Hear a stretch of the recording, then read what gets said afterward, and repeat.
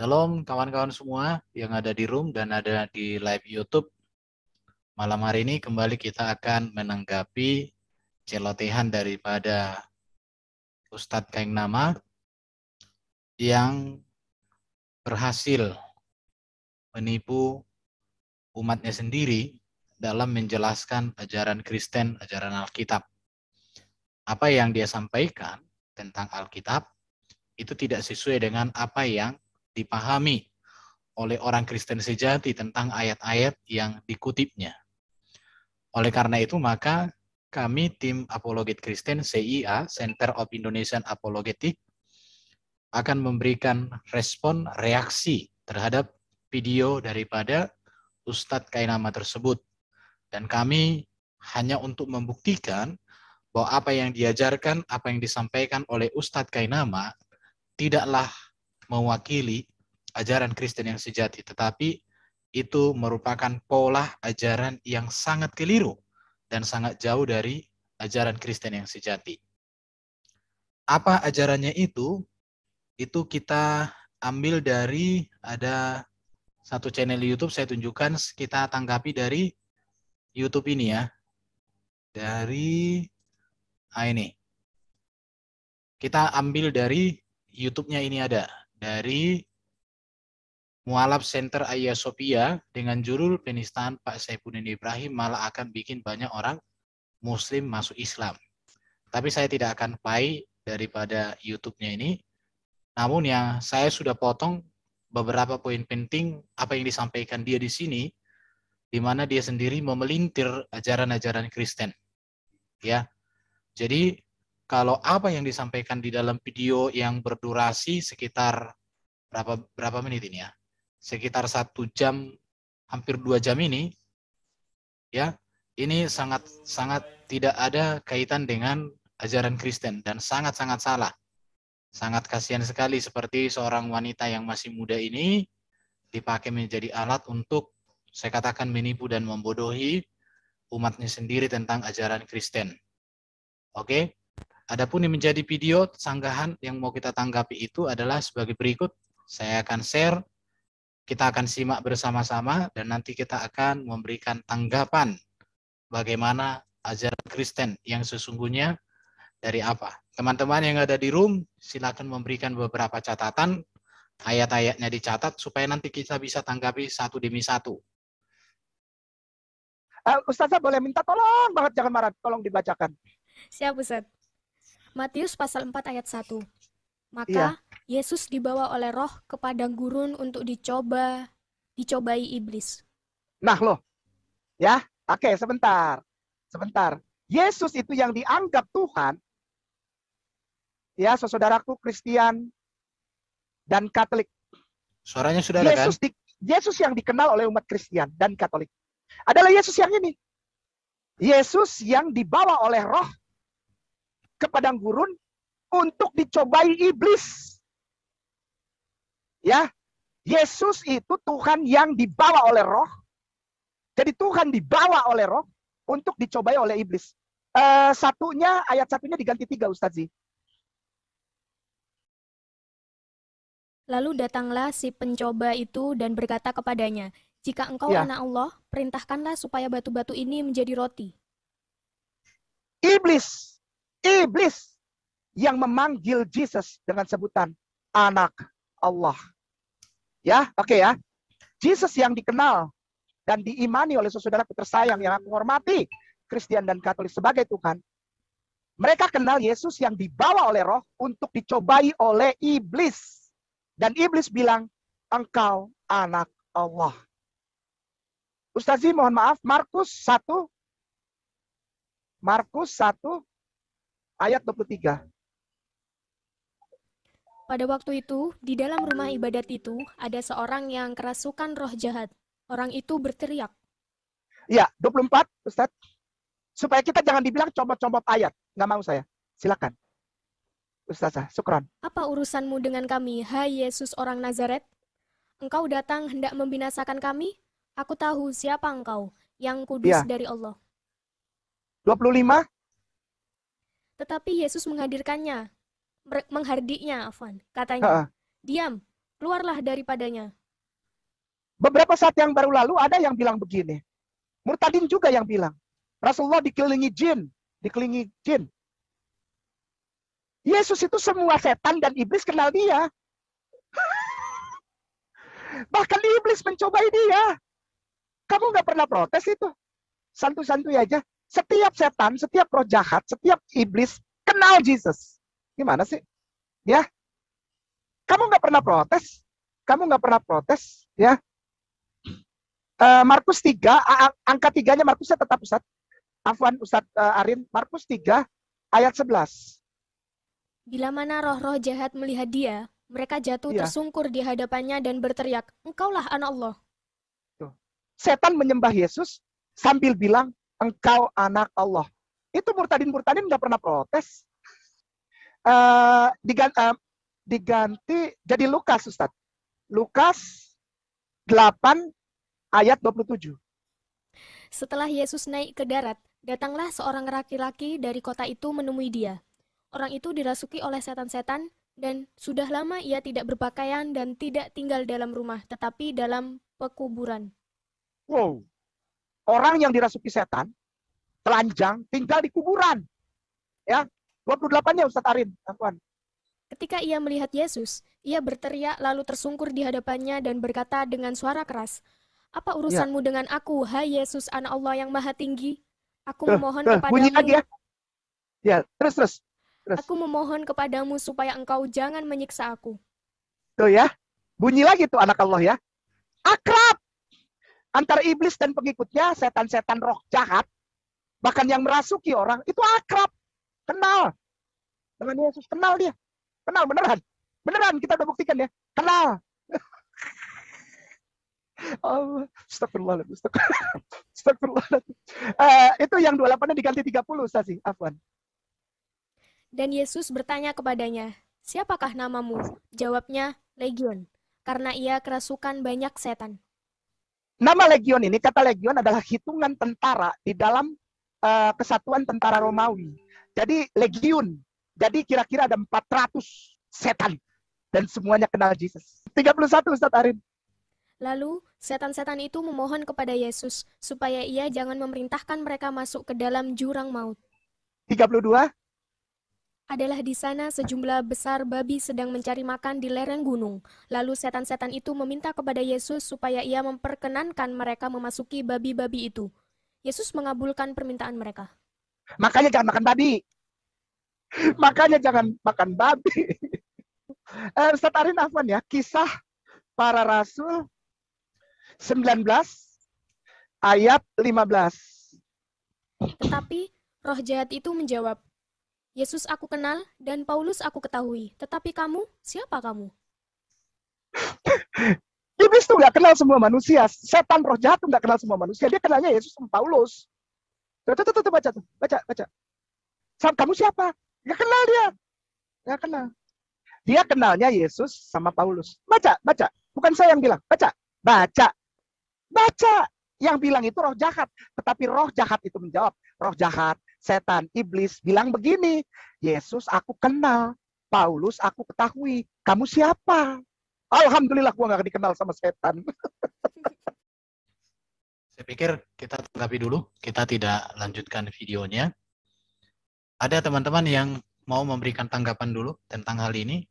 Tetapi yang pasti ya, yang mau saya sampaikan, ketika tadi Ustadz Kainama ini mengutip ayat-ayat Alkitab itu, menurut hemat saya, dia tidak pernah menunjukkan ayat itu beserta dengan konteks. Itu yang pertama.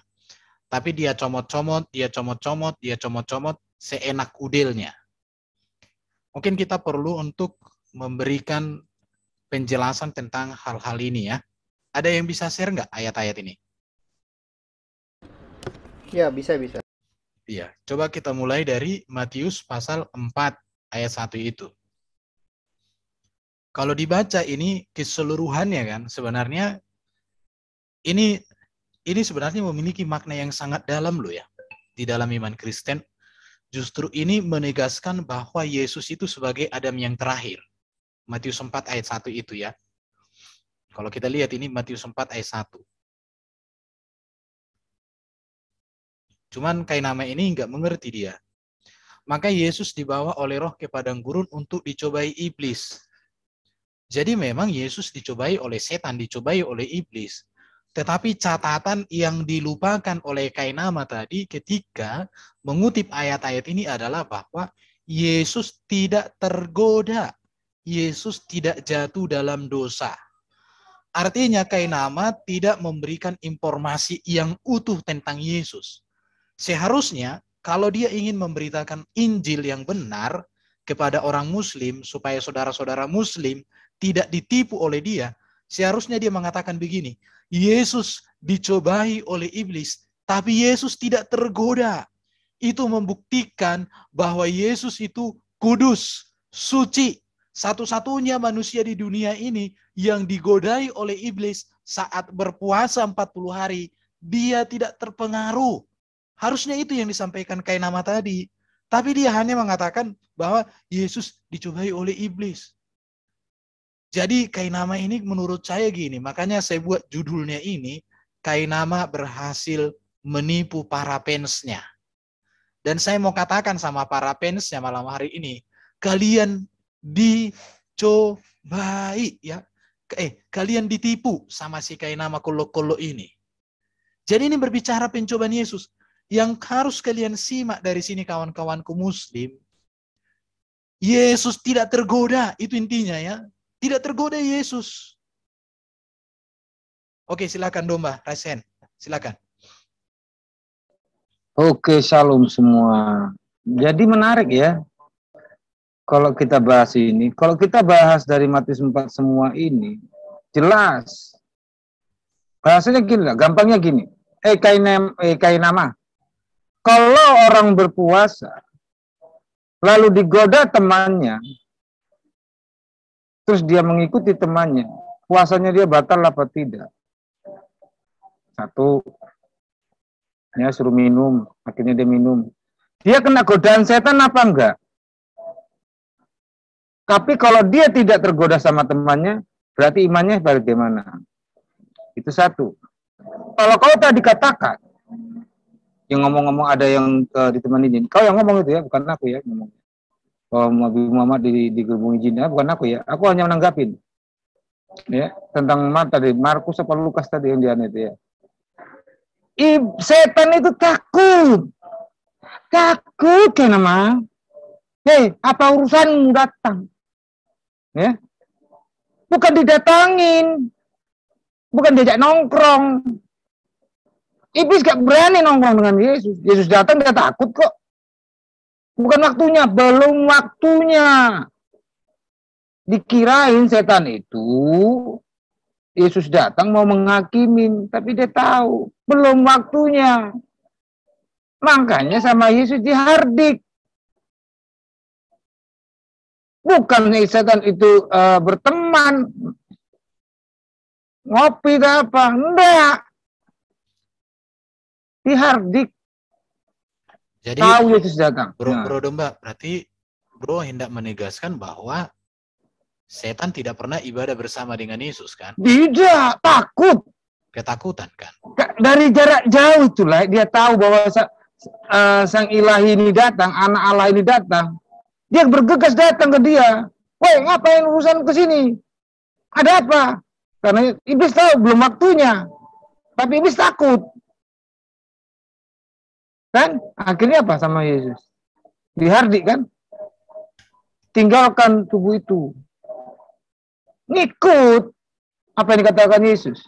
Jadi kalau balik lagi tadi pencobaan di padang gurun ini 3 kali dicobai. 3 cobaan ini itu cobaan manusia semua. Tubuh, jiwa, dan roh tercobai di situ. Makan, kekuasaan, lalu kekuasaan itu sama harta benda. Kekuasaan itu jatuh.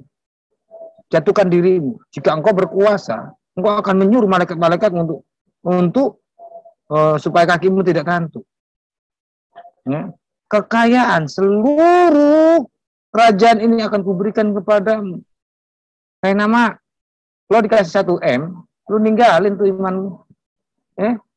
Itu Itu cobaan tiga-tiga inilah yang ada di manusia sekarang. Kenikmatan daging, semua. Apakah Yesus mengikuti omongannya? Gampang kok. Kalau Yesus ngikutin iblis, tinggal sujud, semua dapat. Tapi apa? Nyalah engkau sebagai batu sandungan. Ada itu ayatnya berapa? Aku ingat itu ya. Cuma lupa ayatnya aja. Ya. Kalau kita merujuk ke si Kores juga, yang katakan Yesus adalah batu yang hidup, batu sandungan. Iblis juga batu sandungan. Kata-kata itu aja nggak bisa dia melintir, dipelintir-pelintir. Oke. Sama kalian doyan melintir. Jadi itulah itu ya, aku tanggapan itu ya. Silakan dilanjut teman-teman. Bro Edo ada mau tanggapi, bro?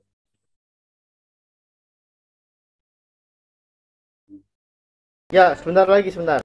Oke, aku mau bahas kan ayat 3 ini kan dikatakan dia, jika engkau anak Allah perintahkanlah supaya batu-batu itu menjadi roti. Dia katakan bahwa yang mengakui Yesus sebagai anak Allah itu adalah hanya iblis katanya. Jadi kalau kita mengatakan Yesus anak Allah itu maksud dia, berarti kita sama dengan iblis. Saya mau share dulu nih bro. Aku mau share tentang satu materi ini tentang Yesus anak Allah itu apa artinya. Jadi si Kainama ini supaya bro Kainama, kawan, kamu jadi orang yang cerdas. Jangan kau tipu lagi saudaraku muslim itu. Kasihan aku sama mereka. Jangan hanya demi perutmu, demi keuanganmu, demi dapurmu berasap, kau tipu orang muslim. Jangan. Kasihan mereka. Lihat ya, Yesus anak Allah. Bagaimana mungkin Allah memiliki anak? Perhatikan ini kan nama. Kata anak tidaklah senantiasa memiliki makna biologis ya. Perhatikan ini, anak Medan. Aku anak Medan, anak gunung, anak bangsa, anak dayung dan sebagainya. Kayak nama, kamu harus ajarkan dengan betul. Kalau kamu enggak, kau belajar sama Erben, sama CIA. Sering-sering kau gabung ke sini. Biar kami bimbing kau mengerti. Lihat ya. Jadi Yesus anak Allah. Bagaimana mungkin Allah beranak? Kita lihat. Yesus disebut anak Allah ini menunjukkan relasi keakraban antara Allah Bapa di surga dengan Yesus. Ini berbicara relasi. Bahwa Yesus itu berasal dari Allah. Artinya bahwa Yesus adalah firman Allah yang dikandung Allah atau di dalam diri Allah, yang diutus Allah mengambil rupa manusia. Maka Yesus adalah firman yang diutus ke dalam dunia. Itu artinya anak Allah di sini. Yesus dikandung dalam rahim perawan Maria oleh kuasa Roh Kudus. Artinya bahwa Yesus itu berasal dari Allah, hakikat Allah dia. Yesus memiliki hakikat Allah, ia adalah firman. Inilah pemahaman iman Kristen yang sejati sejak semula tentang arti anak Allah di sini. Jadi kayak nama kamu jangan selalu menipu demi dapurmu berasap. Ini kau lihat ini kan nama ya, bahwa Bapa di sorga mengakui sendiri Bapa itu, bahwa Yesus itu anaknya, dikatakan pengakuan Allah Bapa kami itu melalui suara dari langit loh kayak namanya, yang didengar banyak orang. Jadi bukan wahyu atau bulukan suara yang hanya berdua di tempat-tempat sunyi, enggak. Ini di depan orang banyak loh kayak nama. Ngerti enggak? Kalau berdua dengan Yesus ngomong Allah itu diklaim, kami ragukan itu. Tapi ini di depan orang banyak. Rame-rame waktu itu orang. Ada suara dari langit. Berkata, lalu terdengarlah suara dari sorga yang mengatakan, inilah anakku yang kukasihi, kepadanya lah aku berkenan. Mengerti kau kayak namanya? Jadi Yesus anak Allah itu dideklarasikan oleh Allah Bapa kami itu sendiri di tengah keramaian. Bukan di tengah kesunyian, bukan di tengah kegelapan, bukan. Kamu harus tahu itu. Aduh, kayak nama. Ini lihat ya, lihat lagi. Siapa mengatakan Yesus anak Allah? Malaikat. Lukas 1 ayat 35 dikatakan. Jawab malaikat itu kepadanya, Roh Kudus akan turun atasmu dan kuasa Allah yang maha tinggi akan menaungi engkau. Sebab itu anak yang akan kau lahirkan itu disebut kudus, anak Allah. Kayak nama ingat ya, malaikat yang ngomong ini. Dan ketika malaikat memberikan ini, enggak dijepit lehernya, enggak. Ketika malaikat menyampaikan berita ini, disampaikan dengan cara yang agung, dengan cara yang luar biasa. Tidak ada di sini semacam intimidasi, enggak. Justru membawa kabar baik ini ya, kayak nama. Aduh, kupanggil kau tanti lah, jengkel aku bikin. Perhatikan ini. Jadi malaikat itu mengakui loh bahwa Yesus yang dikandung Maria itu disebut sebagai anak Allah. Di sini disebut ya. Jadi itu sebutan, gelar. Aku ini anak Medan, aku kayak nama. Bukan Medan yang hamil larikan aku. Tapi aku disebut anak Medan dulu waktu aku di Pulau Jawa ini. Waktu aku SMA di Pulau Jawa ini. Disebutkan orang, aku ini apa? Anak Medan. Itu anak Medan, weh, anak Medan katanya. Tapi bukan Medan yang melahirkan aku. Itu menunjukkan. Oke, kan nama lihat ya. Lihat ini. Pengakuan Yohanes Pembaptis. Siapa Yohanes Pembaptis? Dia seorang nabi yang sangat besar. Bahkan dia penutup perjanjian lama dan pembuka perjanjian baru. Itu Yohanes Pembaptis. Dan aku telah melihatnya dan memberi kesaksian. Ia inilah anak Allah. Yohanes Pembaptis. Kalian kadang klaim ini, ya. Jadi kau kan nama belajar jadi cerdas, bukan belajar untuk menipu saudara-saudara saya Muslim. Aku kasihan sama mereka yang sangat fansmu itu. Apalagi YouTube-mu itu. Itu kan sudah berapa ratus ribu itu subscribe-nya itu. Kasihan kali aku lihat mereka. Kau sesatkan mereka memahami ajaran Kristen kayak nama. Jangan kau jadi orang, kau sesatkan orang lain demi dapurmu, demi perutmu, demi udelmu, kata orang. Ini pengakuan Yohanes Pembaptis loh ini. Nabi pembuka perjanjian baru, penutup perjanjian lama dia ini. Bahkan dikatakan tidak ada manusia yang dilahirkan oleh manusia lebih besar daripada Yohanes Pembaptis, kecuali Yesus anak Allah.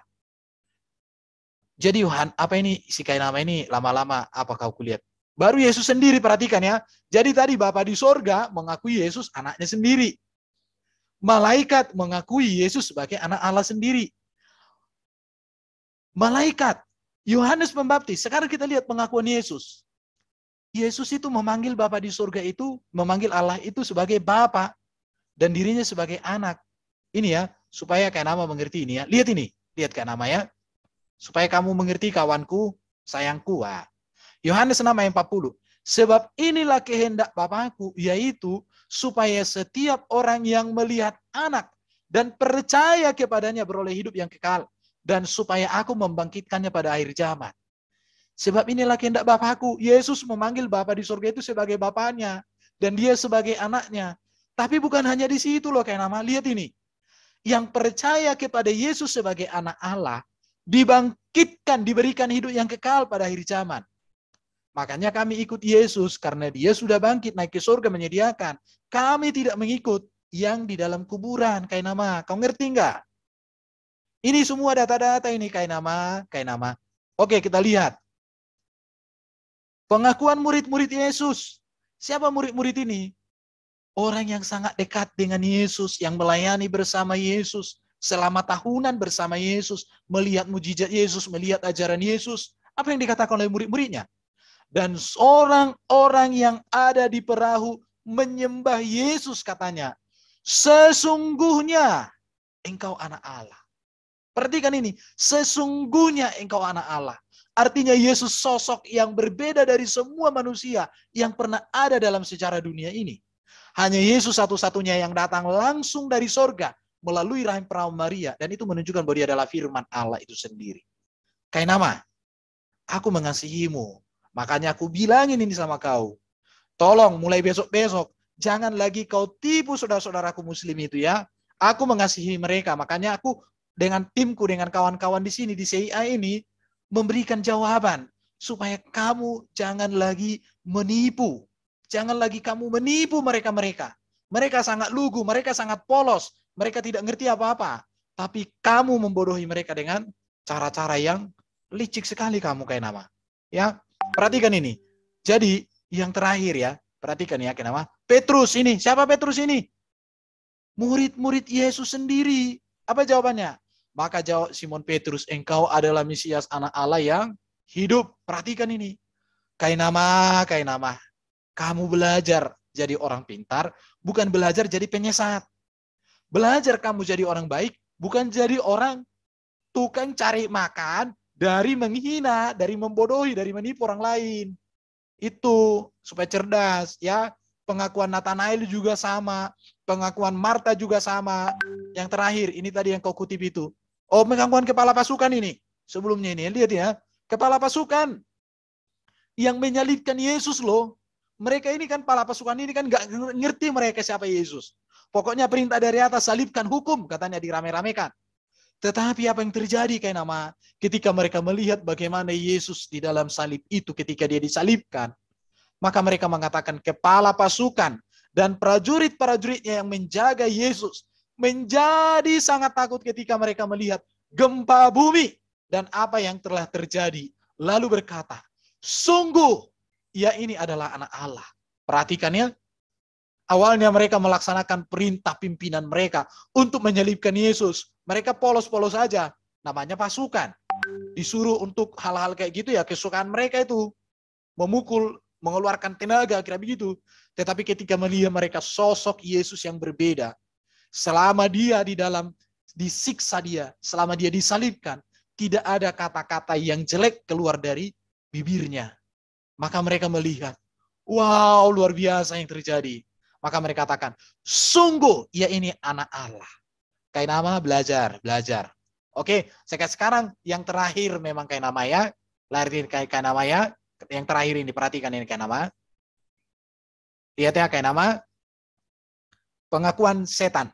Seperti yang kau kutip tadi ya. Matius 8 ayat 9. Dan mereka itu pun berteriak katanya. Apa urusanmu dengan kami, hai anak Allah? Adakah engkau kemari untuk menyiksa kami sebelum waktunya?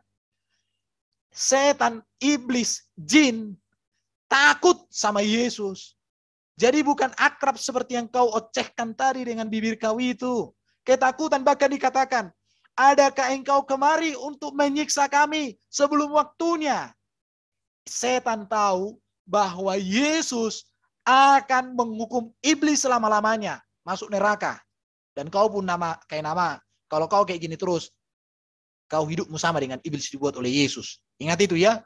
Tapi masih ada waktunya bertobat. Ini iblis ketakutan. Bahkan dikatakan, mereka tahu bahwa Yesus datang untuk menghukum mereka. Mereka ketakutan. Tapi belum waktunya. Makanya kedatangan Yesus yang pertama mengalahkan iblis. Tetapi kedatangan Yesus yang kedua membinasakan iblis. Ingat itu ya. Kedatangan Yesus yang pertama mengalahkan iblis. Kedatangan Yesus yang kedua membinasakan iblis bersama para pengikutnya. Termasuklah Kainama kalau tidak bertobat. Jadi kamu mengerti. Jangan kamu asal ngoceh gitu ya. Nah, perhatikan ini. Yesus anak Allah tidak pernah bermakna bahwa Allah beranak seperti yang kau pahami. Secara biologis, Allah kawin dengan Maria, lahirlah Yesus. Enggak ada seperti itu.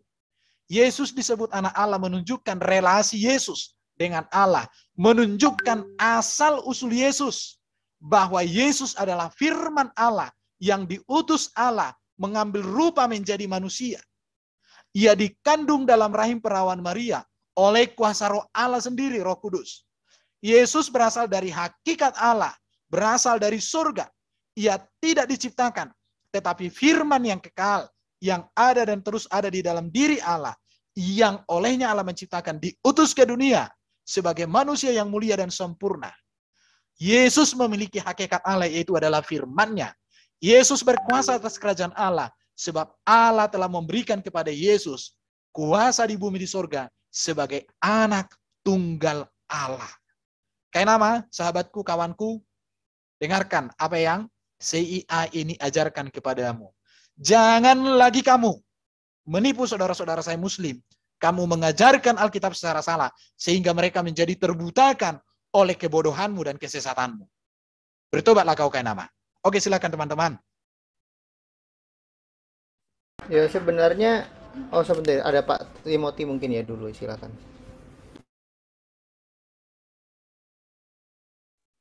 Ya, terima kasih.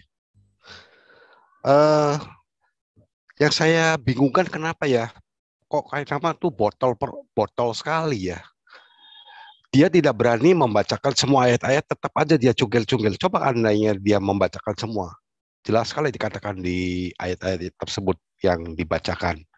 Tapi benar, seperti firman Tuhan di Filipi 1 ayat 18, saya bacakan, tetapi tidak mengapa, sebab bagaimanapun juga Kristus diberitakan baik dengan maksud yang palsu maupun dengan jujur.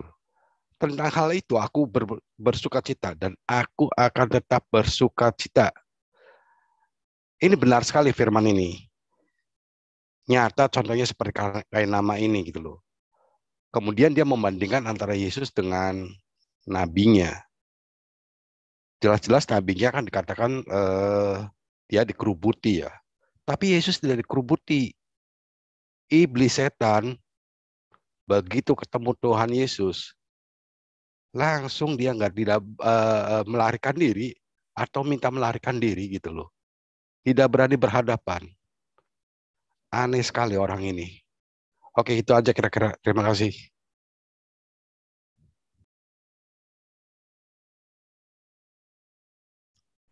Domba kecil? Bro Edo dulu lah. Ya. Nanti Jadi, aku. gini ya, saya coba petakan ya. Kalau kok salah ini, bukan yang ini. Jadi Ustadz Kainama ya, yang katanya Ustadz sepertinya kurang.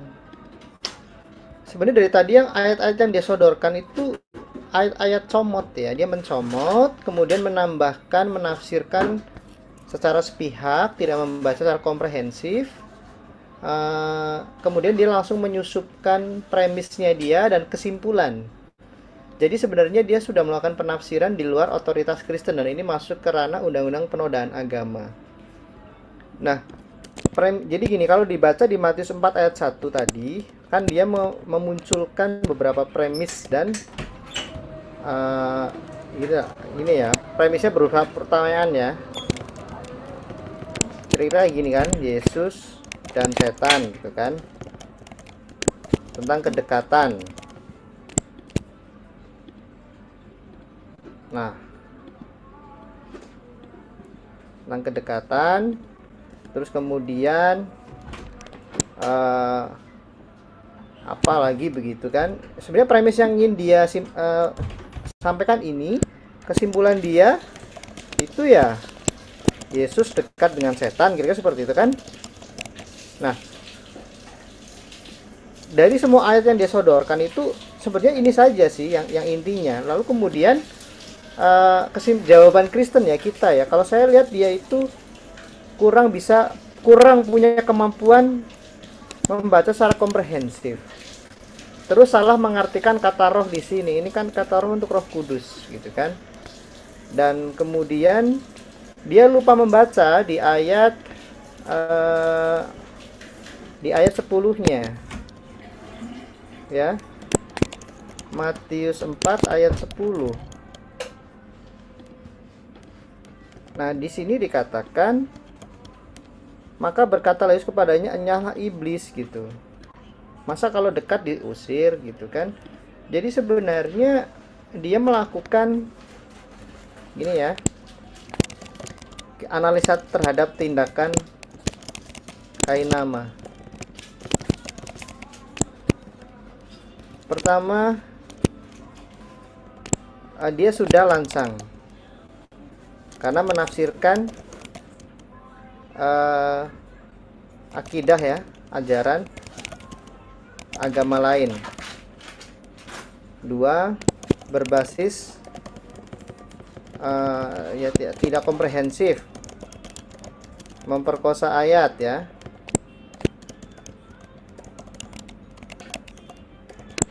Kemudian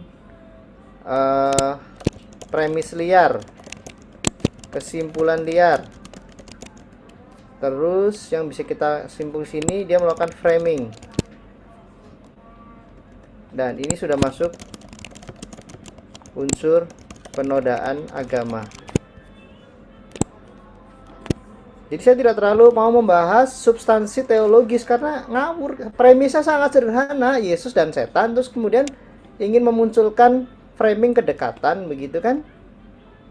Terus ada hal-hal lain, misalnya dia ingin berpolemik tentang istilah anak Allah. Ya kalau di bagian ini istilah anak Allah kita bisa jelaskan. Kalau Quran mereka pun itu sebenarnya salah, itu bukan merujuk kepada ajaran kekristenan. Karena di dalam Quran itu istilah anak Allah dipahami ya.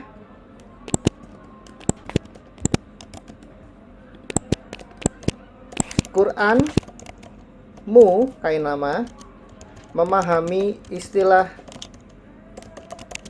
anak itu biologis, dilahirkan, alias walad kalau di dalam bahasa Arabmu itu.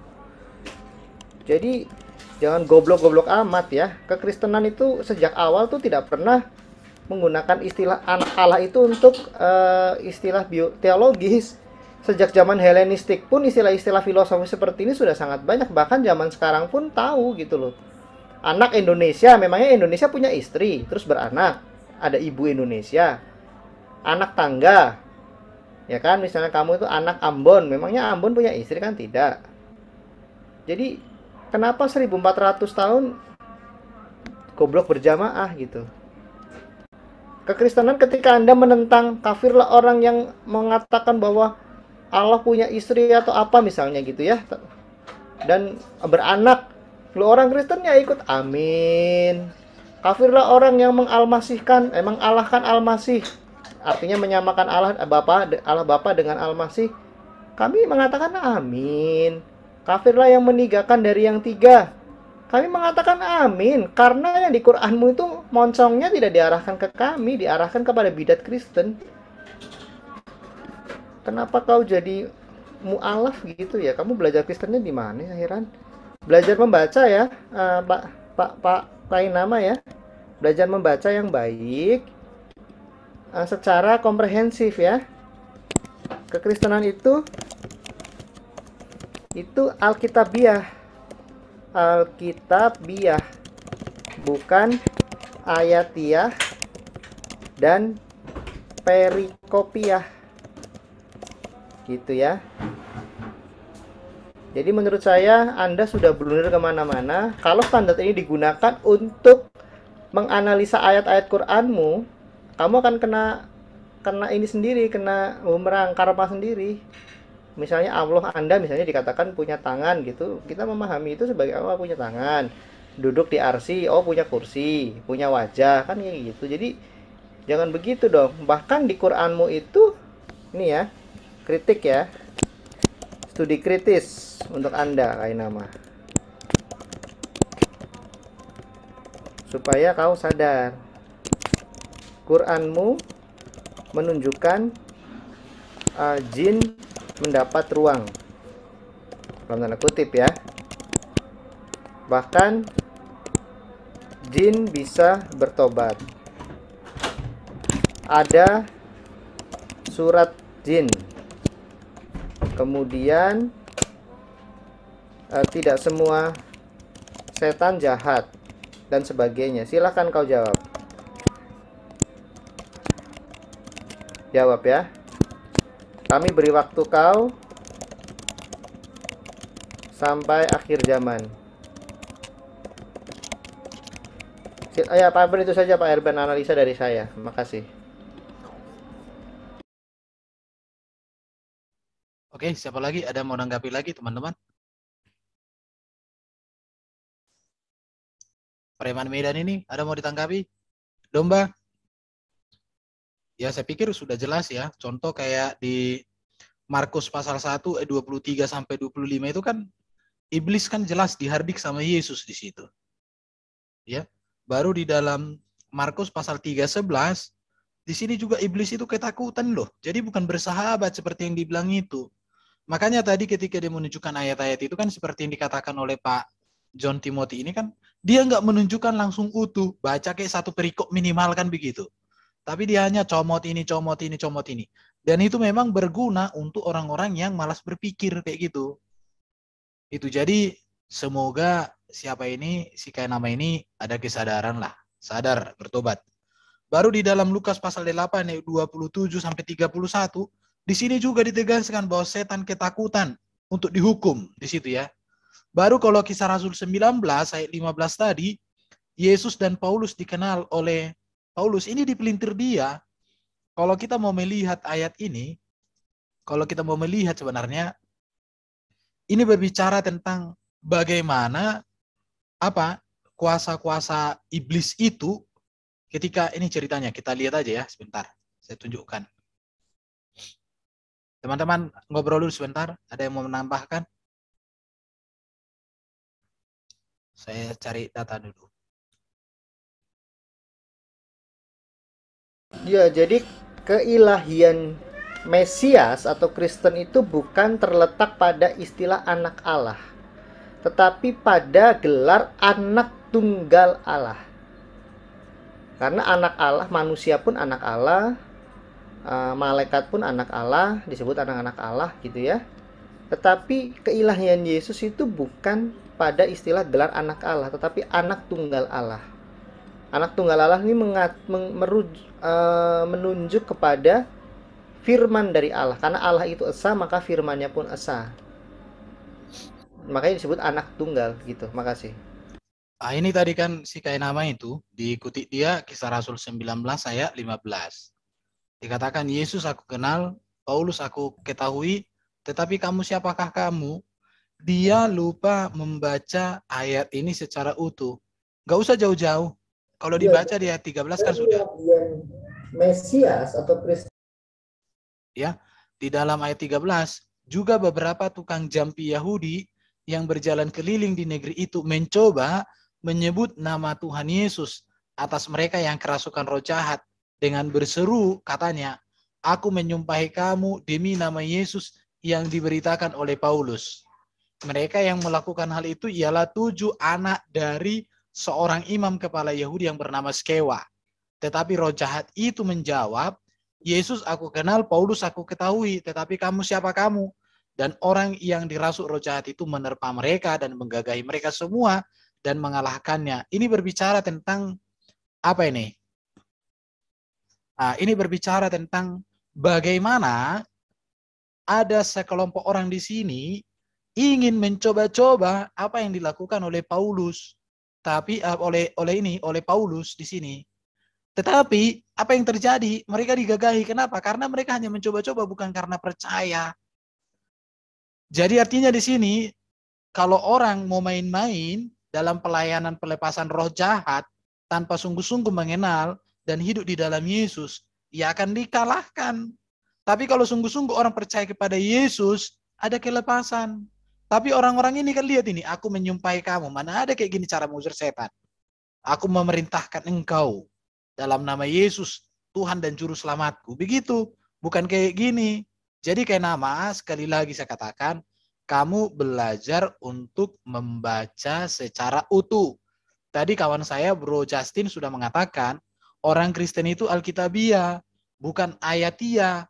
Apalagi perkosa iya ayat-ayat. Kau itu kayak nama, Tante. Oke, masih ada yang mau menanggapi? Saya pikir sudah ya, atau kita lanjut dulu? Aku sebentar Iya, gampang silakan. ini. Jadi teman-teman yang yang nonton di chat, jawab ini gampang sekali. Kenapa para pendeta itu tidak bisa panggil setan? Ayo, kenapa? Cuman bisa ngusir setan di dalam nama Yesus. Coba pendeta ngomong, dalam nama Yesus setan datang, nggak bisa. Gimana setan mau datang lawan terang? Gelap tidak akan bisa menghampiri terang. Tetapi terang akan memusnahkan gelap. Kayak nama, dengarkan. Cari tahu, ya yang kau tahu lah ya. Bisa enggak kau, siapalah yang kau anggap hebat, mengusir setan? Jangan pakai tenaga dalam. Sebut siapa yang nama yang sangat berkuasa menurutmu. Ya, usir dengan nama Tuhanmu. Mampu enggak jika memang terang? Karena terang tidak akan bisa dikalahkan si gelap, tapi gelap itu akan musnah, menjauh. Ya, kenapa? Gampang kan? Kalau pendeta bisanya ngusir, nggak bisa manggil. Nah, kalau yang bisa manggil berarti itu sama aja gelap manggil gelap. Paham ya, logika gampang aja. Jangan kau ngusir gelap itu pakai tenaga dalam. Cukup sebutkan aja. Jika nama yang kau sembah itu berkuasa, si gelap akan lari. Tidak perlu tenaga dalam. Itu aja pesannya, gampang ya. Terang tidak akan bisa, gelap tidak akan mampu melawan terang. Tetapi gelap akan musnah oleh terang. Itu aja. Terima kasih. Masih ada? Kalau enggak, biar aku share video lanjutannya ya. Ini aku lupa share. Mulai ada yang minta link. Bisa bro. Dia mungkin mau naik ya. Mungkin teman-teman ada yang mau naik. Share aja di YouTube-nya. Lupa aku. Hah? Share aja. Iya, Ambil udah. dari. Oke, saya lanjutkan Udah. ya. Ya. Kita simak bersama-sama ya.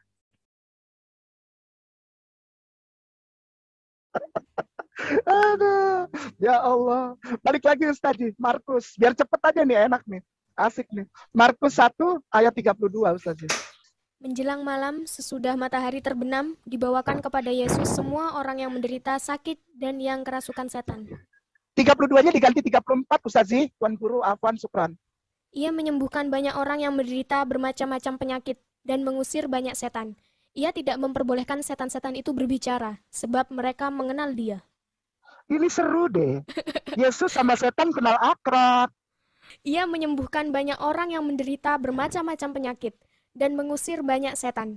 Ia tidak memperbolehkan setan-setan itu berbicara, sebab mereka mengenal Dia. Ustadz, kita masuk ke poin B. Yohanes 1 ayat 10, Ustadz.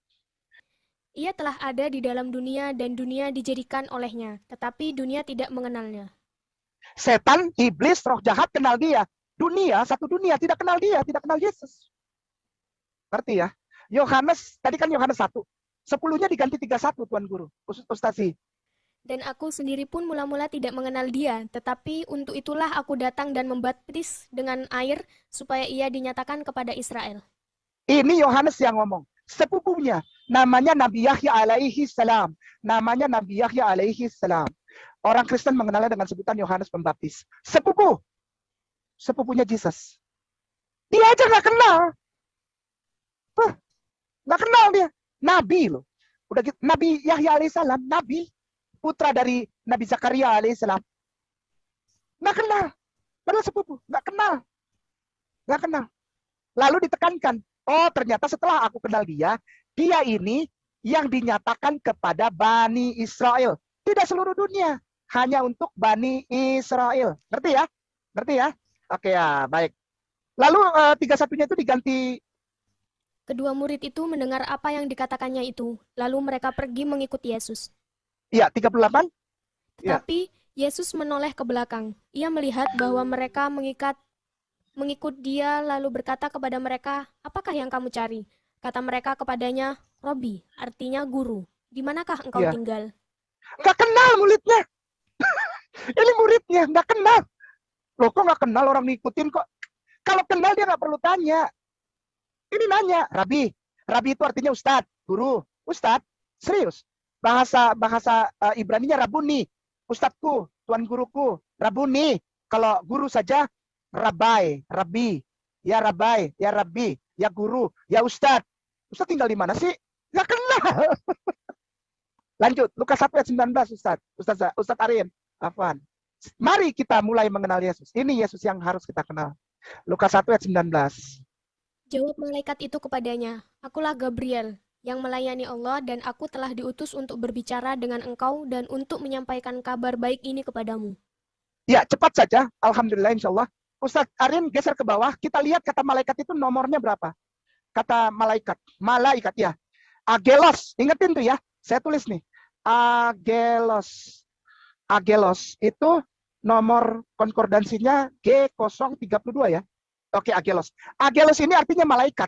Dari kata Agelos bahasa Yunani ini nanti bahasa Inggrisnya jadi angel. Sekali lagi, kata angel bahasa Inggris malaikat itu diambil dari sini. Agelos. Ya, Ustadz, maaf. Ya sudah ya, itu ada arti. Oh ya, alhamdulillah sudah ada tuh. Ya, Agelos artinya malaikat. Dari kata Agelos nanti berkembang menjadi angel. Oke, yang kedua adalah Gabriel. Nomornya berapa itu? 1043. 1043 Gabriel. Tetap ya, Gabriel itu Gabriel ya. Ya. Itu berarti nama ya. Tidak bisa dirubah, Gabriel. Lalu aku telah diutus. Diutus apa itu? Diutus. 649. Apostelo. Apostelo. Ini saya tulis ya biar nggak lupa. Apostelo. Diutus. apostelo. Dari kata apostelo ini nanti berkembang menjadi apostel. Ini jangan ditutup dulu, Ustaz Arin, maaf. Minta tolong buka Google Translator bahasa Inggris Indonesia, Google Translator. Ya, di Inggrisnya ditulis apostle. Apostle di bahasa Inggrisnya. Enggak, biasa aja, Inggris Indonesia. Udah benar, ya tulis APOS apostle TLE apostle. Iya. Tuh ya, rasul ya. Ingetin ya, yang tadi apostelo itu artinya rasul. Ya.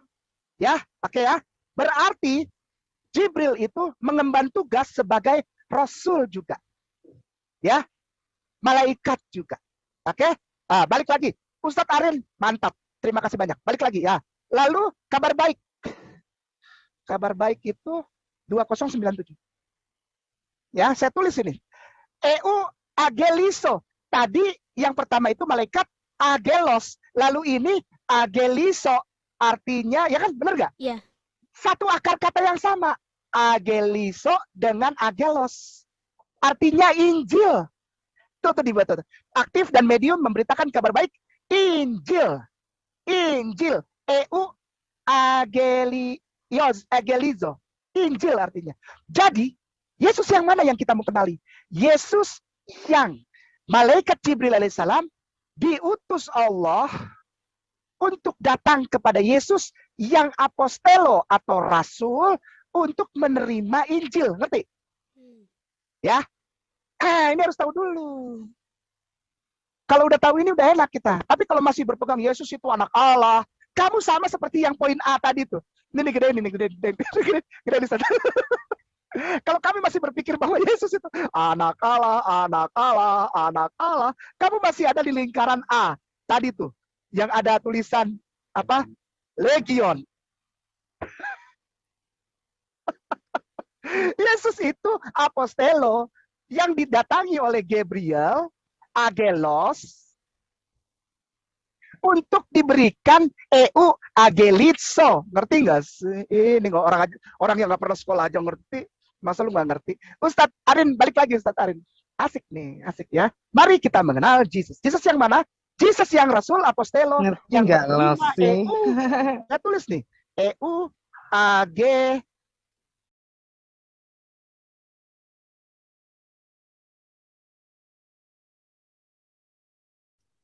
Ayo, siapa dulu yang menanggapi? Silakan. Ya, aku tadi menarik yang ini loh, yang tidak mengenal ya. Yang Yohanes 1 ayat 38 dibaca, dibuka dong. Biar kita lihat tululnya dia. Ya enggak sih Mas Bro? Ya kita buka Yohanes 1 kayak nama Dadol.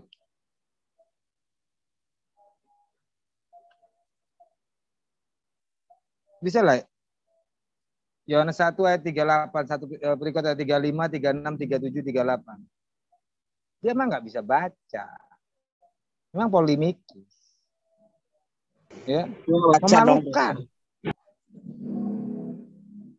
Tuh, tak baca ya. Nggak bisa screen ya. Dengarkan aku baca Alkitab. Kayak nama murid-murid Yesus yang pertama. Pada keesokan harinya, Yohanes berdiri di situ pula dengan 2 orang muridnya. Dan ketika ia melihat Yesus lewat, dia berkata, lihatlah anak domba Allah. Ya. Kedua murid itu mendengar apa yang dikatakan itu, lalu mereka pergi mengikuti Yesus. Ya. Sekarang dari ayat pertama ini,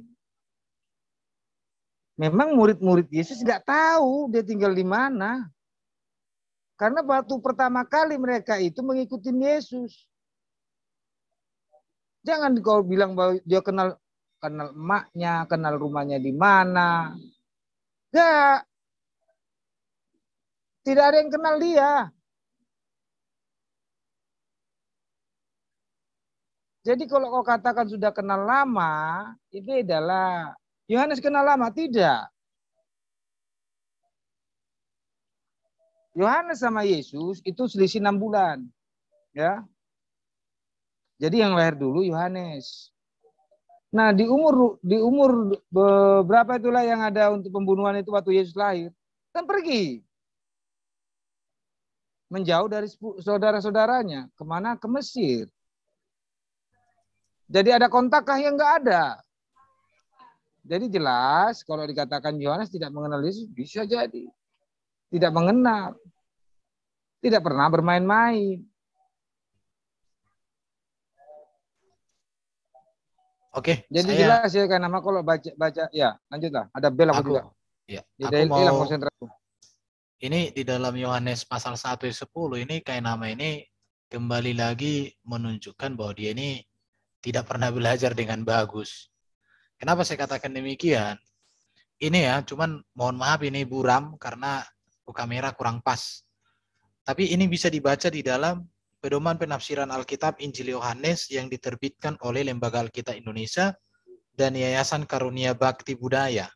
Halaman 12. Dijelaskan di sini tentang ia telah ada di dalam dunia dan dunia tidak dijadikan olehnya, tetapi dunia tidak mengenalnya. Kata dunia dalam Injil Yohanes, kata ini digunakan dengan 3 arti. Yang pertama, istilah itu dapat berarti seluruh tatanan dunia ciptaan, yaitu alam semesta.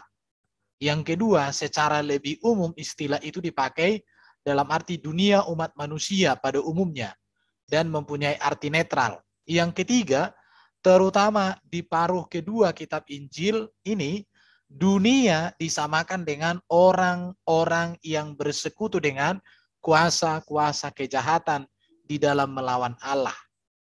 Jadi dari pengertian ini, pengertian yang ketiga inilah yang dimaksud. Dalam bahasa tertentu, perbedaan makna itu perlu dikemukakan dalam menerjemahkan. Di ayat ini kata dunia yang pertama menunjukkan kepada dunia yang diciptakan, begitu juga dengan kata dunia yang kedua, dunia dijadikan olehnya. Sedangkan dunia yang tidak mengenalnya menunjuk kepada manusia. Sehingga dapat diterjemahkan orang-orang di dunia tidak mengenalnya.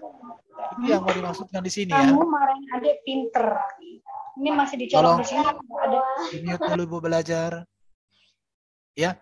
Jadi di sini kalau kita melihat di sini dikatakan sehingga dapat diterjemahkan itu orang-orang di dunia tidak mengenalnya. Orang-orang di dunia ini artinya orang-orang yang tadi itu. Baru kata mengenal dalam perjanjian lama itu mengenal Allah.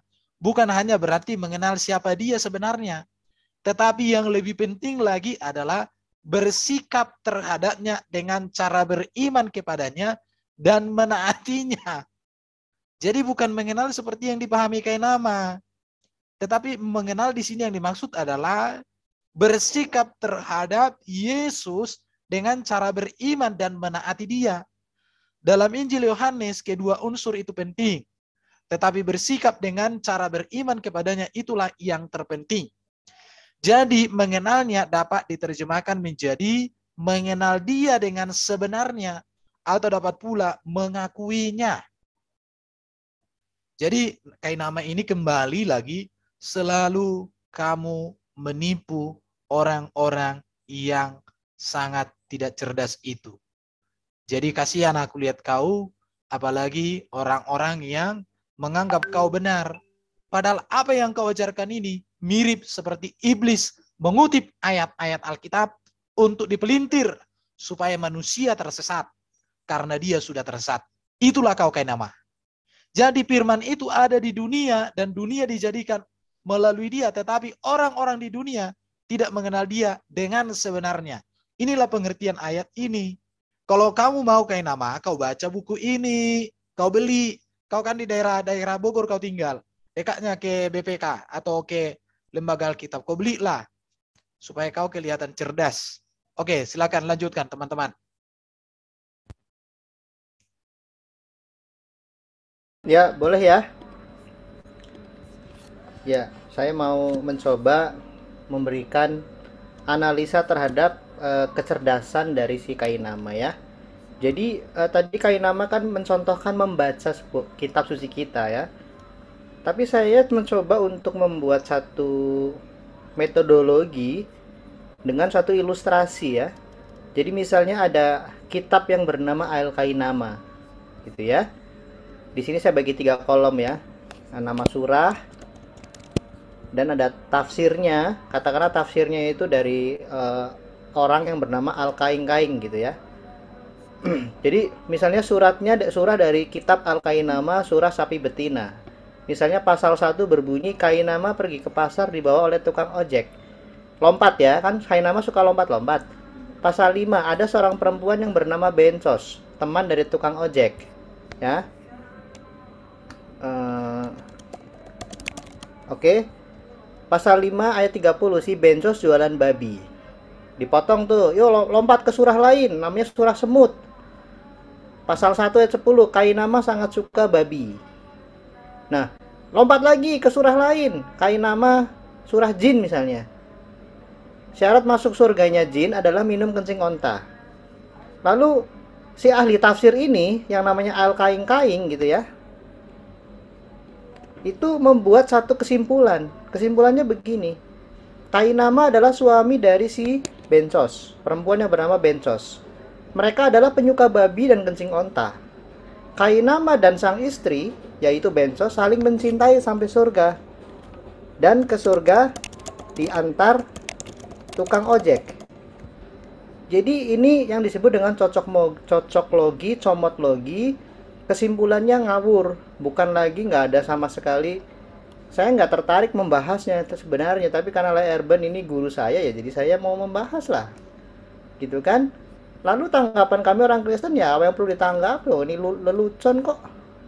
Kalian itu sibuk tidak mewartakan wahyu penyempurna, sesempurna apa, tapi sibuk untuk mengurusi agama orang lain. Jadi ini cara membacanya Qainama, Al-Qainama, si Qainama. Saya ilustrasikan dengan yang ini ya teman-teman.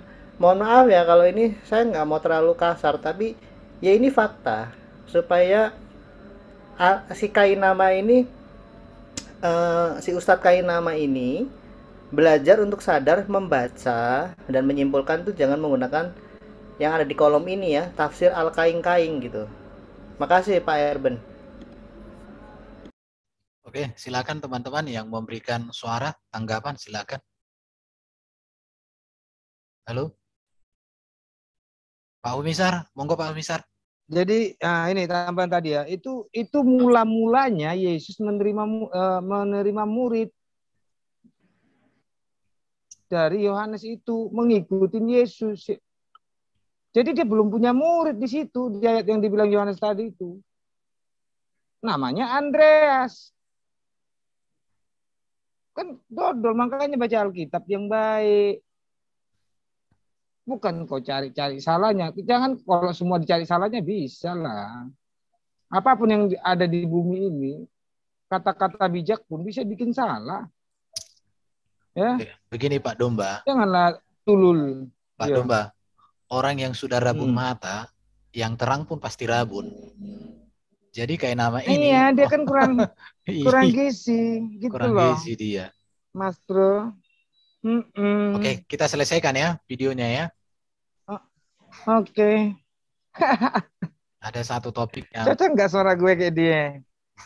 Lidzo dari Gabriel atas perintah Allah, gitu ya, ngerti ya?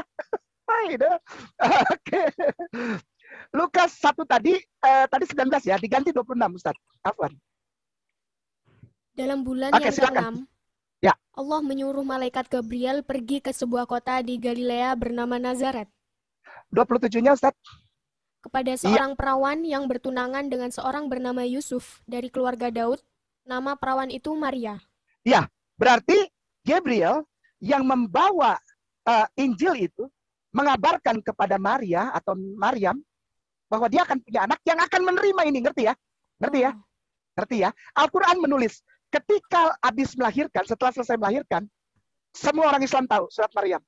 Di situ ditulis di dalam Al-Quran Karim bahwa setelah melahirkan, Miriam atau Maria atau ibunda Yesus ini, ibunda Isa alaihissalam, masuk kembali ke kota. Lalu ada orang-orang Yahudi yang bilang, kamu, ya kan ada ya, hai engkau saudara Harun, engkau memalukan karena tidak punya suami tapi punya bayi.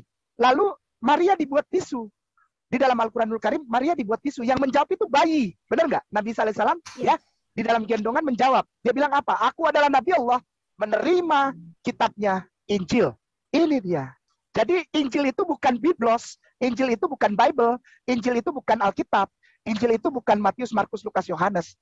Injil adalah kitab yang diberikan kepada Jesus. Matius, Markus, Lukas, Yohanes adalah catatan tentang Injil Yesus. Catatan tentang Jesus. Demikian, bisa bedain ya? Oke. Yesus yang mana? Kita lanjut.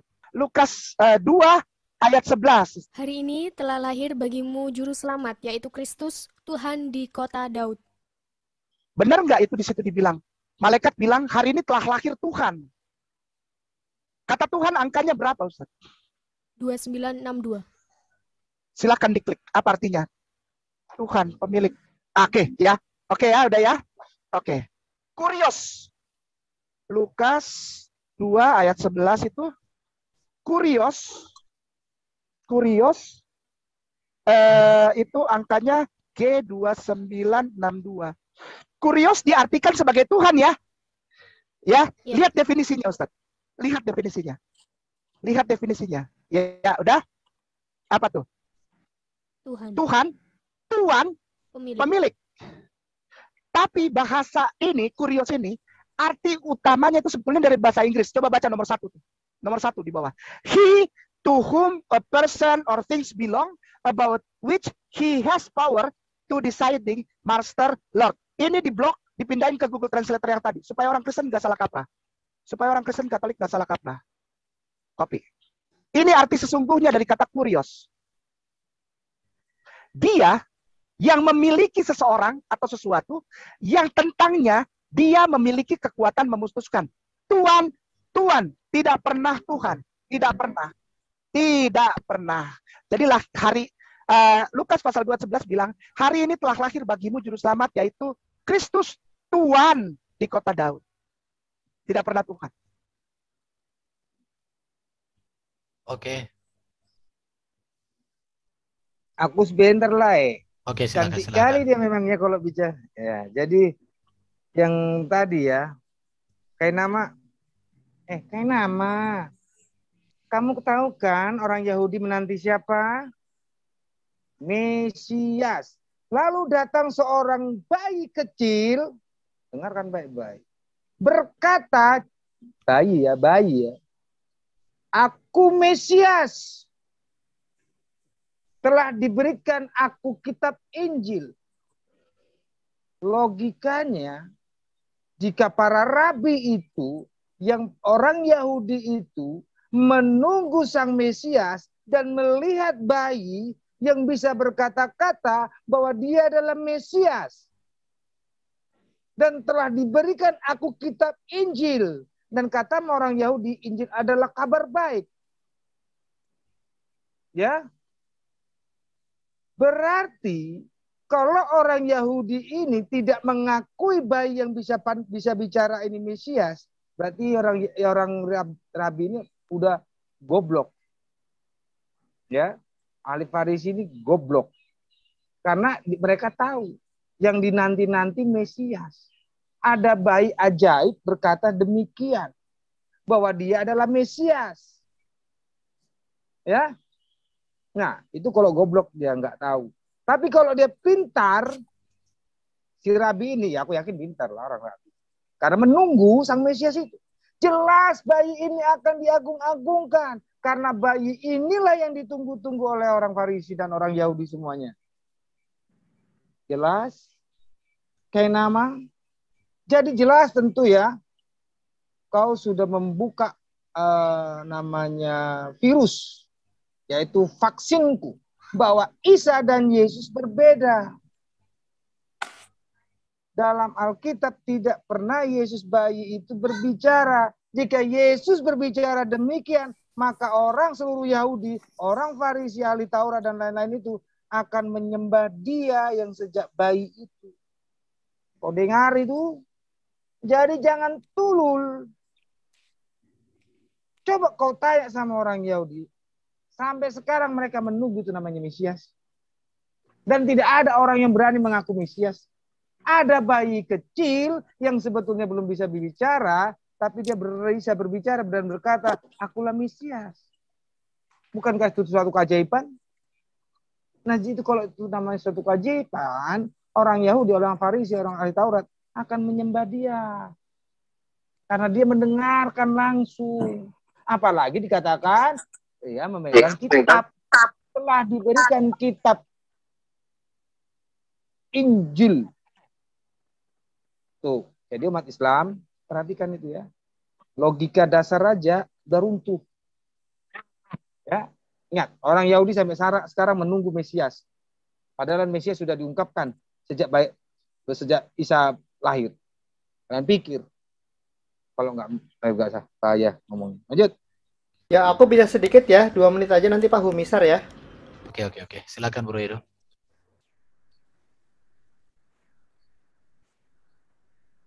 Ya, jadi gini, terkait gelar, terkait berita kelahiran Yesus Kristus ya. Loh, nih ya di Lukas 1 ayat 27, di mana ayat 29. Sorry ya. Ayat berapa? Yang akan menamakan dia Yesus. Lukas 1 ayat ini 31 ya. Sesungguhnya engkau akan mengandung dan akan melahirkan seorang anak laki-laki dan hendaklah engkau menamai dia Yesus ya. Loh, itu terkonfirmasi kok, bukan terkonfirmasi secara kita ya, bukan. Nah, Anda mengakui kok di Ali Imran 3 surah 3 ayat 45 Ali Imran. Ingatlah ya, dalam tanda kurung ya, nih ketika para malaikat berkata, wahai Maryam, sesungguhnya Allah menyampaikan kabar gembira kepadamu tentang sebuah kalimat. Nah, ini nggak tahu terjemahannya darinya ya. Namanya Al-Masih Isa putra Maryam, seorang terkemuka di dunia dan akhirat, dan termasuk orang-orang yang didekatkan. Itu pertama, logikamu gimana sih? Terkait gelar Tuhanku, terkait gelar Tuhan. Loh, orang Kristen mempertahankan tradisi penerjemahan yang lama. Kami tidak mau membuang itu. Perkara KBBI itu kemudian menyempitkan mana kata Tuhan, yaitu selain soal gitu loh. Meskipun kami para apologet, para pengajar yang di gereja, pengkhotbah harus bekerja keras memberi pengertian bahwa makna kata Tuhan untuk Yesus dibedakan dengan makna kata Tuhan untuk Bapa. Padanannya itu kata bahasa Jawa Gusti. Ada Gusti Pangeran, misalnya Gusti Pangeran Haryo, Kusumo, dibedakan dengan Gusti Allah. Misalnya engkau mengatakan kepada Allahmu, ya Allah, ya Rob, ya Robbi, atau apa. Engkau juga bisa mengatakan ya Rob, Sayyid kepada manusia. Jadi jangan botol ya. Lalu sejarah penggunaan kata Tuhan itu sudah dari zaman dulu. Di Wikipedia Malaysia ya, itu ada. Ya, ini ms.wikipedia.org. Jadi di tahun sekitar 1300 Masehi di tanah Jawa ya, itu ada gelar Tuhan Janaka ya. Tuhan Janaka. Nah, oke, Tuhan Janaka untuk Aditya Warman ini. Alias Raja Mantrolot ya. Bahkan di Wikipedia bahasa Indonesia juga. Ya, ini baca ya. Dari manuskrip yang dipahat kembali pada bagian belakang patung Amogapasa bertarikh 1347 di Damar dan seterusnya. Tuhan. Nah ya, dan seterusnya. Aditya Warman juga disebut dengan Tuhanku Janaka. Jadi, makanya saya speechless sih dengan orang seperti ini, ngomongnya pede banget online begitu ya. Memang dia polemikus, memang untuk cari nama ya, tapi sekali lagi dia sudah benar-benar melakukan tindakan penodaan dan penistaan agama. Makasih. Oke, silakan Pak Humisar. Domba, Resen, masih Salam. Bisa? Oh, sudah aku. Oke, silakan Pak Humisar, silakan. Silakan Pak Humisar, monggo. Halo Pak. Halo Pak Humisar. Iya, dengar suara saya? Tadi nggak kedengaran, sekarang sudah. Silakan. Oke, salam. Ini tantang buat kita Bro Herben ini. Kalau saya lihat memang ya, tadi pagi saya dengar debatnya para ulama di gereja, di masjidnya di New York sama Christian Friends. Di sini saya lihat walaupun mereka tinggal di barat, apa mungkin tidak ada roh apa ya, Lucifer ke mereka salah, gagal paham di logika ya. Logika ya. Nah, kalau kita lihat seperti ini ya, harusnya seperti sekian nama ini ya. Sekarang janganlah bawa di pikiranmu itu pertama kitabmu yang benar. Harusnya jangan itu dulu. Sekarang sudah ada Alkitab. Kau datang kitab kedua. Lalu kau buat patokanmu itu membuat kitab kita itu salah. Sini mau saya koreksi ya. Kita harus pertama dibilang ya, tadi Isa itu dari segi sejarah jauh sudah salah. Masa punya apa tadi Maryam itu saudaranya Harun, cocokkan dong ke Alkitab. Itu hidup di dalam zaman apa itu Tante Kainama, ya? Mana ada itu? Di abad mana itu Maryam yang punya saudaranya si Harun itu? Di mana? Kau cari dulu di orang Israel zaman itu. Ada enggak orang yang namanya Isa, ibunya Maryam, punya om tulang namanya si Harun? Ada? Hah? Cari. Dan kedua juga, dibilang kau kasih buku. Mana bukunya itu? Umur 2 tahun sudah dikasih buku. Bukunya bentuk apa itu ya? Kainama, Tante Kainama. Kepingin saya tahu. Bukunya itu bagaimana bentuknya itu? Pingin tahu saya. Sebesar mana itu? Ya itu kau cari dulu. Masa kau apa? Kau bodoh amat kau. Lalu sindrom yang ketiga, saya lihat, Erben ya. Saya lihat sini memang. Mereka berusaha Tuhan itu terus. Dan juga sama seperti si Nandar, si Kores, lalu menafsirkan secara liar kesukaan mereka, dan ini di Quran kayak gini. Nah, jadi mereka berusaha masukkan, nanti mereka seperti seolah-olah satu kata Hebrew dan bila di perjanjian lama. Bukan ini maksudnya. Payah kali. Banyak profesor di layar itu semua terjemahan. Apa kau lebih pintar semuanya? Jadi mau kemana mereka, terjemahan mereka itu semua mereka inginkan untuk kita diobrak-abrik. Dan juga saya lihat memang Bro Erben, orang ini harus kita suruh mungkin belajar apa ya, metodologi penelitian, logika, nalar. Aku sangat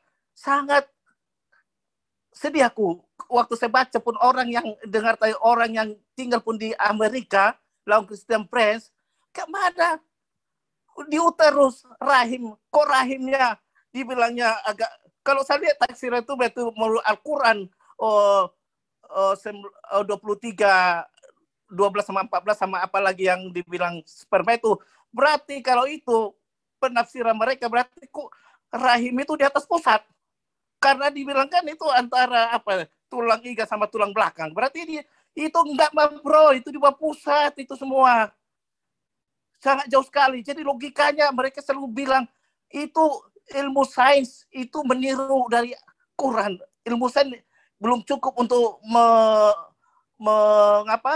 mendapatkan apa yang dikatakan di Quran. Aduh, gagal paham semua ini, sangat prihatin kita. Jadi kemarin sini saya speechless lah, nggak tahu lagi mau ke mana lah. Dungu tolo begodes, udah itu kita apakan semua. Itu semua udah rolu super. Oke lah, itu harus kita lawan terus ini supaya tujuan kita jangan sampai orang ini juga mempengaruhi orang Kristen yang baru bertobat atau yang apa yang nggak ngerti. Terima kasih, Borben. Oke, silakan Jason.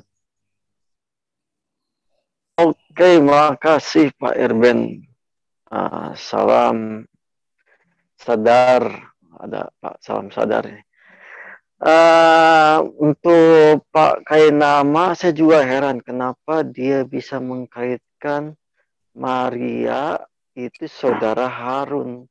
Karena tidak ada satupun penjelasan di dalam kitabnya bahwa Maria itu saudara Harun. Nggak ada itu. Kata-kata itu nggak ada. Jadi itu buatan hasil dalil yang mereka peroleh dari kitab Injil kanonik. Karena kitab Injil kanonik sudah jelas menjelaskan tentang kerabat Maria, yaitu Elizabeth. Jadi sudah jelas bahwa mereka punya narasi tentang Maria itu saudaranya Harun yang merupakan keturunan Lewi, mereka dapatkan dari keterangan Injil kanonik yang mereka hina-hina. Jadi Al-Quran maupun hadis tidak pernah menyebutkan bahwa mereka itu saudara Maryam itu adalah saudara Harun. Jadi dapatnya dari Injil kanonik. Terima kasih ya sudah membenarkan Injil kanonik begitu. Oh, tentang Mesias ya. Matius 2:3 ayat 10 dikatakan, janganlah kamu disebut sebagai pemimpin, karena hanya satu saja pemimpin, yaitu Mesiasnya. Ternyata Mesias itu adalah seorang khalifah, atau disebut tuan. Jadi sanad tentang kekhalifahan itu, yang terakhir itu disandang oleh Samuel. Samuel itu sebagai hakim, khalifah, pemimpin umat, yang dari kalangan bukan raja-raja. Jadi mulai dari pemimpin khalifah itu, raja-raja itu ketika terakhir disandang oleh Samuel. Jadi orang-orang Israel itu bersungut-sungut ingin jangan dari kalangan nabi. Jadi Musa itu sebagai khalifah atau sebagai tuan ya, sebagai Mesias juga disebut juga. Itu berganti kepada raja-raja. Maka Samuel ini marah sudah matinya gitu ya. Waduh, saya nggak dihargain lagi. Tapi Tuhan berkata, janganlah engkau sebal hatimu terhadap permintaan orang Israel. Sesungguhnya mereka itu menolak aku sebagai raja mereka. Jadi sudah jelas ya sebenarnya. Mesias itu adalah seorang raja, itu Tuhan sendiri, raja manusia.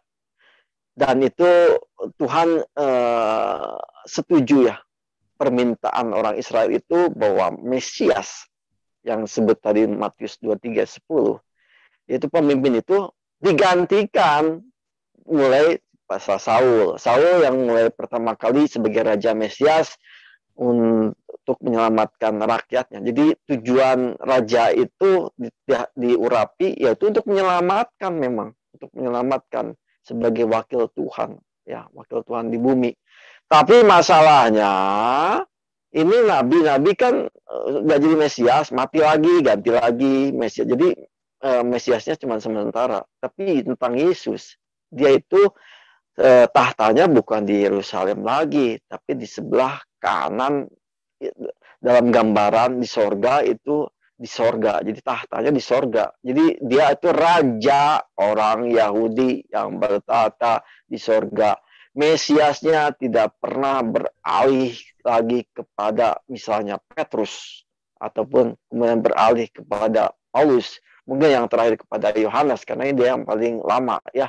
Tidak pernah beralih lagi karena jelas Petrus mengatakan bukan diriku yang diberitakan. Paulus pun mengatakan bukan diriku. Bahkan ketika Petrus itu disujudin orang ya, jangan kau bersujud padaku, bukan aku ya, tapi Yesus yang aku beritakan, begitu maksudnya. Jadi udah jelas bahwa Petrus, Paulus, dan rasul-rasul lain memberitakan tentang satu Mesias, yaitu juru selamat, yaitu Yesus. Makanya Matius 2:3 sebut, janganlah kalian mau dipanggil sebagai pemimpin, karena hanya satu saja pemimpinmu, yaitu Mesias atau Al-Masih. Nah ini Al-Masih. Al-Masih itu bukan permainan kata-kata seperti Padani. Bahasa Arabnya begini, artinya begini. Bukan soal penjelasan kata per kata. Aduh, itu sangat dangkal sekali. Ini masalah tentang sejarah. Al-Masih itu sudah diketahui, dia itu adalah sang juru selamat, Mosiah. Kalau tamaha, Mosiah, berarti sang juru selamat. Ya, yang akan menyelamatkan. Jadi Al-Masih itu artinya adalah sang juru selamat. Jadi saya itu jadi orang Kristen harus bersahadat dulu atau berkredo dulu. Kredo yang sederhana itu ya itu. Jadi setiap orang Yahudi yang mau menjadi murid Kristus, yang mau menjadi bagian dari golongan murid-murid Rabi Yesus lah istilahnya, Kristus, itu harus bersahadat atau berkredo atau bersema ya, atau pengakuan iman. Jadi ada orang Yahudi yang mau bergabung, dia harus mengucapkan dengan mulutnya dan percaya dalam hatinya, mengatakan dengan terus terang di hadapan muka umum bahwa Yesus itu adalah sang Hamasiah atau Al-Masih dalam bahasa Arab. Jadi sebenarnya saya udah mengatakan bahwa Muslim itu udah setengah Kristen karena sudah berskredo bahwa Isa itu sang Al-Masih begitu. Mungkin gini bro, kalau aku ya versi aku, Muslim ini sepertinya salah satu sekte yang ada di samping Kristen. Kira-kira begitu. Betul. Nah, itu Betul. sekte. Sekte Iya. yang bagaimana ini perlu dibahas dalam topik khusus. Oke, Iya. terima kasih Bro Jason. Iya, sama-sama. Sebelum ke Pak John Timothy, yang mau saya tegaskan ya sama kawan-kawan Muslim. Orang Kristen tidak ada yang alergi dengan Yesus disebut sebagai seorang nabi, tidak. Tetapi yang menjadi masalah di kalangan Muslim adalah mereka memahami Yesus itu hanya sebagai seorang nabi utusan. Tok, itu yang bermasalah. Tetapi kekristenan itu melihat Yesus nabi yang bagaimana? Kenabian Yesus itu artinya kan gini, nabi itu kan apa? Nabi itu adalah wakil Tuhan untuk berbicara kepada manusia dan itu berbicara kepentingan Tuhan, itu nabi. Dan Yesus itu diutus oleh Bapa di surga, firman-Nya sendiri menjadi manusia untuk kepentingan Tuhan. Apa kepentingan Tuhan? Menggenapi janjinya bagi keselamatan. Keselamatan apa? Keselamatan manusia dari dosa, dari maut, dari apa lagi? Dari kehidupan yang sudah rusak. Moralitas yang sudah rusak. Baru dari iblis. Diselamatkan semuanya. Maka disebut namanya penebusan, pendamaian. Jadi kalau orang Muslim memahami Nabi, titik. Enggak, jadi gini, konsep Nabi di dalam ajaran Muslim dengan konsep Nabi di dalam ajaran Kristen, itu langit dan bumi. Karena Nabi itu berbicara tentang utusan Tuhan untuk kepentingan Tuhan bagi manusia diselamatkan. Jadi Yesus itu Nabi mana? Makanya dia Nabi yang datang dan keluar dari Bapa. Nabi yang tak berdosa, yang sempurna. Makanya kita tidak ikut lagi Nabi yang berdosa. Nabi yang mati, bangkit, dan naik ke surga. Jadi kita tidak ikut lagi Nabi yang masih di kuburan. Nabi yang akan datang di akhir zaman menjadi raja segala raja. Sekarang yang mau saya sampaikan sama kawan-kawan Muslim. Ada enggak Nabi yang seperti Yesus ini? Kalau tidak ada, ya udah ngapain lagi kalian ikutin KW. Ikut aja yang asli. Yesuslah Nabi yang asli. Segala sesuatu yang tidak sesuai dengan ajaran dikira moral Yesus, itu Nabi yang palsu. Baru tadi tentang Tuhan, sebenarnya sudah ulang jelaskan ya. Tuhan ini berbicara tentang kepenguasaan Yesus, kemesiasan Yesus. Mesias itu kan berbicara tentang 3 jabatan sebenarnya. Raja itu berbicara tentang kepentingan Tuhan untuk keselamatan manusia, sedangkan imam itu kepentingan manusia kepada Tuhan. Yesus imam besar agung. Kalau imam besar Harun dan keturunannya itu mempersembahkan kurban dari binatang yang terbaik, dan itu dilakukan pagi dan petang, bahkan ada yang 1 kali 1 tahun di atas tabut perjanjian. Yesus melakukan itu, dia sendiri imamnya, dia sendiri korbannya, dan itu berlangsung 1 kali untuk selama-lamanya, untuk seluruh manusia, untuk seluruh semesta. Di situ, baru kalau berbicara raja, Yesus raja segala raja, tadi Bro Jason sudah menjelaskan. Kerajaan Yesus bukan dari dunia, bukan dibentuk oleh manusia, tetapi kerajaan yang datang dari Bapa itu sendiri. Saya pikir ini yang harus ditegaskan sama saudara-saudara Muslim. Tidak ada orang Kristen yang alergi dengan Yesus sebagai Tuhan dalam pengertian kepenguasaan, tidak ada. Tidak ada orang Kristen yang menolak bahwa Yesus Nabi, tapi bukan Nabi dalam konsep Muslim. Itu aja. Tapi Nabi dalam konsep Kristen. Ingat ya, Kristen itu lebih tua daripada agama Islam. Alkitab lebih tua daripada kitab Quran. Jadi tidak ada hubungan, karena ini jaraknya 600-an tahun bro. Itu kalian harus paham. Dan tidak ada yang disempurnakan di dalam Quran dikaitkan dengan Alkitab. Entah kitab mana yang disempurnakan kalian, urusan kalian. Tidak ada hubungan. Bahkan semua nabi-nabi yang ada di Quran, Allah yang ada di Quran, malaikat yang ada di Quran, berbeda dengan apa yang ada di dalam kitab-kitab kami. Jangan disamakan, itu jelas. Jadi kita harus bukakan perbedaan ini. Silahkan Anda memikirkan yang mana mau Anda ikuti. Begitu. Oke, silakan Pak John Timothy, lanjutkan.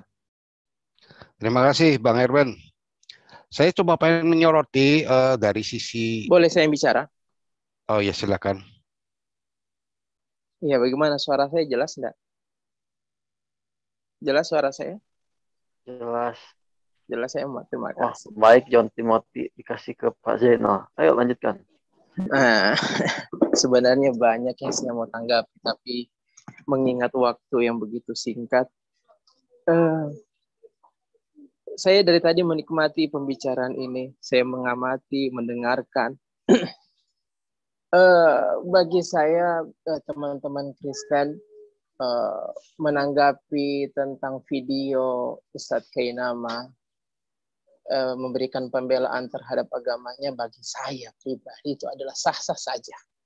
Ya, kalian memberikan testimoni bahwa Ustadz Kainama atau mungkin Pak Kainama, ya, karena ada sebagian teman-teman juga yang menolak disebut dia Ustadz. Jadi ketika kalian mengatakan bahwa dia orangnya bodoh, tolol, dan seterusnya, bagi saya itu adalah sah-sah saja. Karena dalam rangka mempertahankan iman kalian. Tapi ketika di sana telah disinggung Al-Quran, telah menyinggung-nyinggung, nyerempet masuk ke dalam ranah umat Islam, maka saya perlu untuk menjelaskan.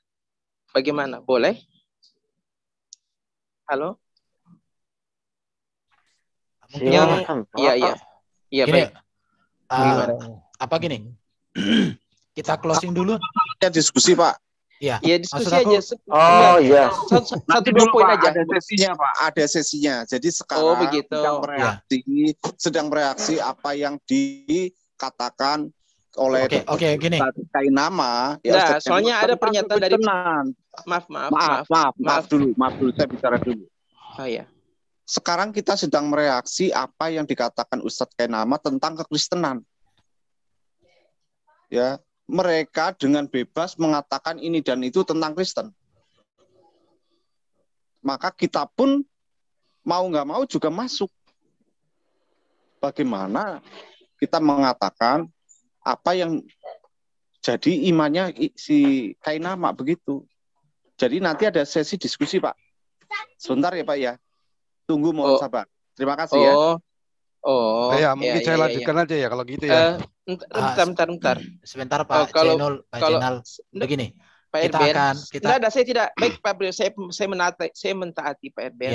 Saya mentaati. Cuma saya mau bilang satu hal Pak Erben. Sebentar ya. 15 detik. 10 detik. Oh ya, silakan.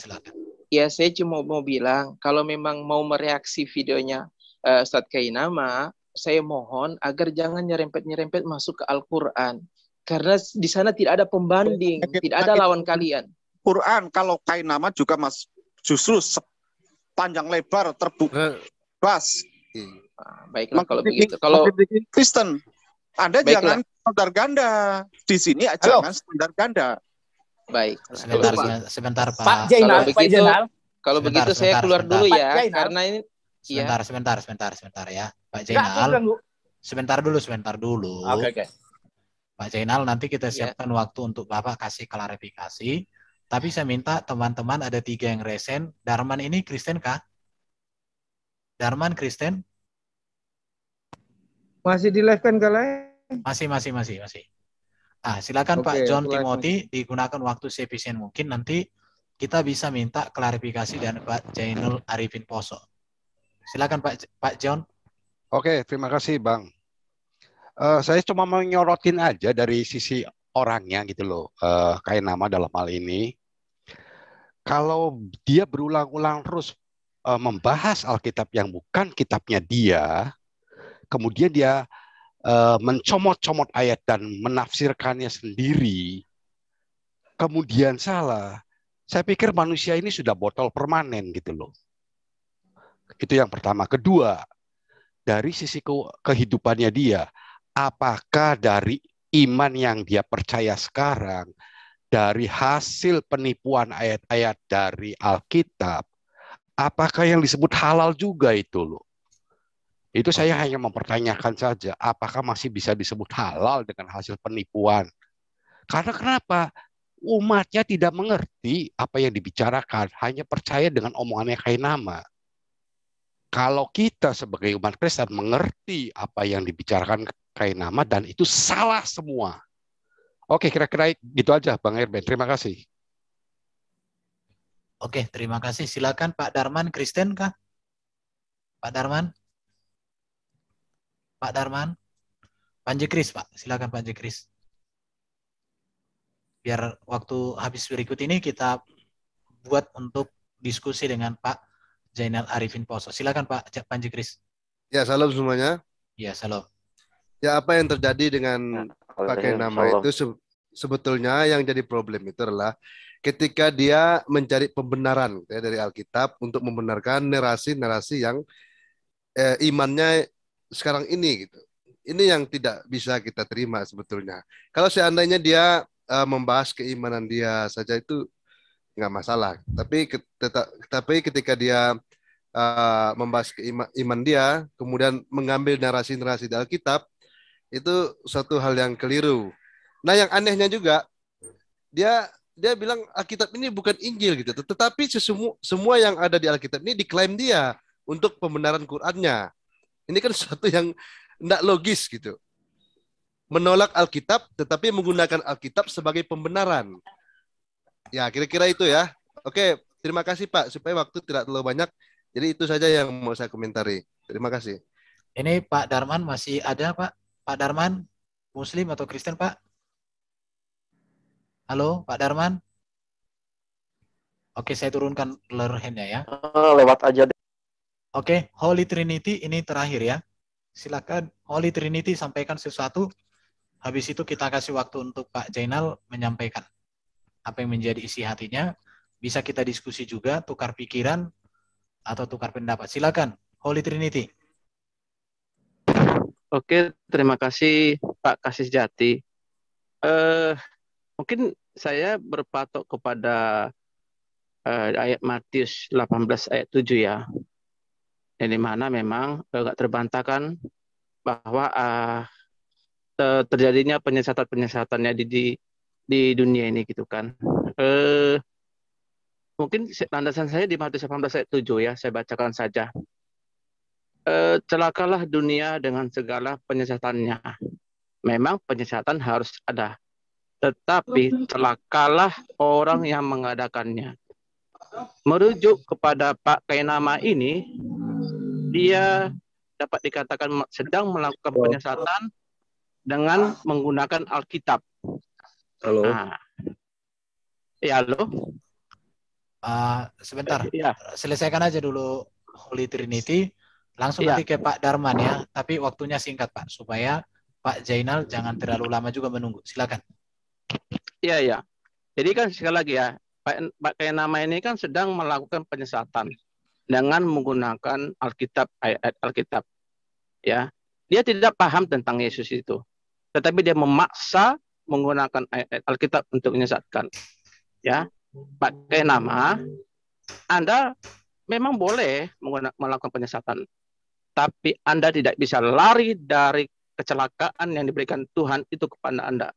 Hati-hati Anda, Pak Kainama. Anda langsung berperkara terhadap Tuhan itu. Tinggal tunggu waktunya antara Anda dibinasakan atau Anda dipertobatkan. Terima kasih.